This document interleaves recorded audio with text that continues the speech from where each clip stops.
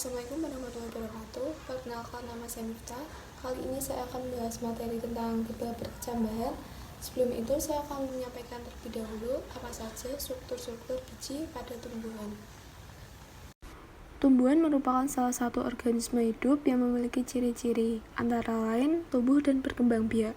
Tumbuhan berbiji, yaitu monokotil dan dikotil, memiliki alat perkembangbiakan, yaitu berupa biji.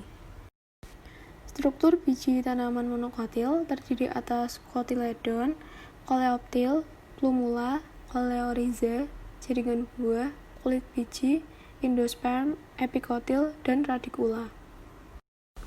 Sedangkan struktur biji tanaman dikotil terdiri atas kulit biji, plumula, radikula, epikotil, hipokotil, dan kotiledon.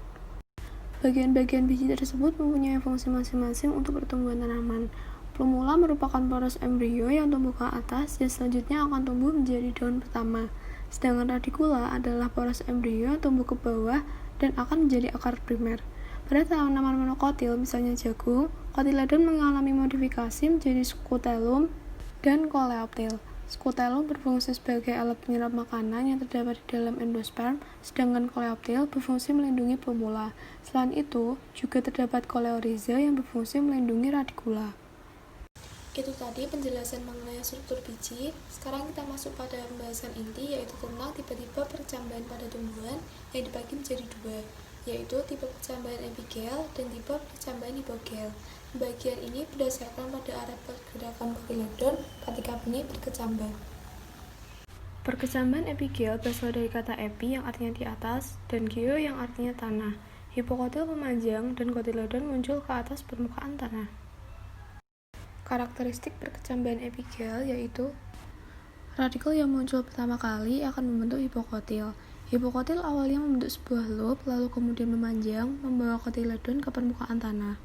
Kotiledon yang telah muncul ke permukaan akan membentuk daun pertama, diikuti oleh perkembangan plumula atau pucuk.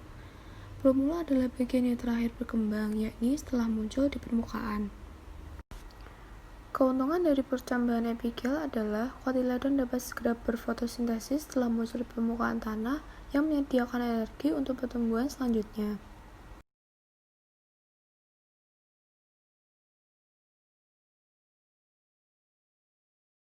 Perkecambahan hipogel berasal dari kata hipo yang artinya di bawah dan geo yang artinya tanah. Epikotil memanjang, sementara kotiledon tetap berada di bawah permukaan tanah. Karakteristik dari perkecambahan hipogel yaitu radikal muncul dan berkembang membentuk perakaran. Kotiledon tetap berada dalam tanah. Epikotil yang akan memanjang bersama plumula sampai muncul di permukaan tanah.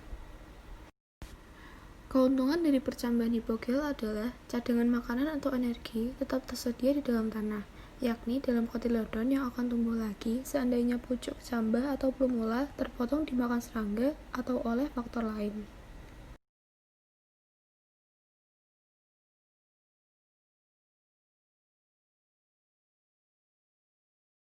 Selain kedua tipe percambahan yang paling umum tadi, terdapat beberapa tipe percambahan dari spesies tertentu yang agak berbeda, yaitu semi-hipogel atau semi-epigel, tipe durian, dan vivipari.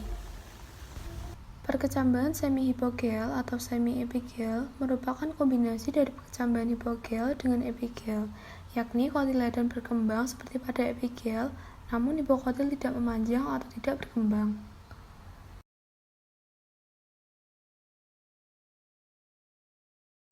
Pada perkecambahan tipe durian, hipokotil akan memanjang, tapi kotiledon tidak berkembang, sehingga kotiledon tidak dapat fotosintesis. Pada beberapa tanaman tertentu, misalnya mangrove yang hidup di lahan rawa, memiliki tipe perkecambahan yang agak berbeda, yang disebut sebagai vivipari. Biji akan berkecambah di dalam buah saat masih menempel pada pohon induknya. Berat biji akan bertambah akibat perkecambahan dan akhirnya terpisah dari pohonnya dan jatuh ke dalam lumpur. Akarnya kemudian akan berkembang di dalam lumpur. Nah, itu tadi penjelasan mengenai struktur biji dan tipe percambahan pada tumbuhan. Semoga dapat bermanfaat dan menambah wawasan kita. Terima kasih. Wassalamualaikum warahmatullahi wabarakatuh.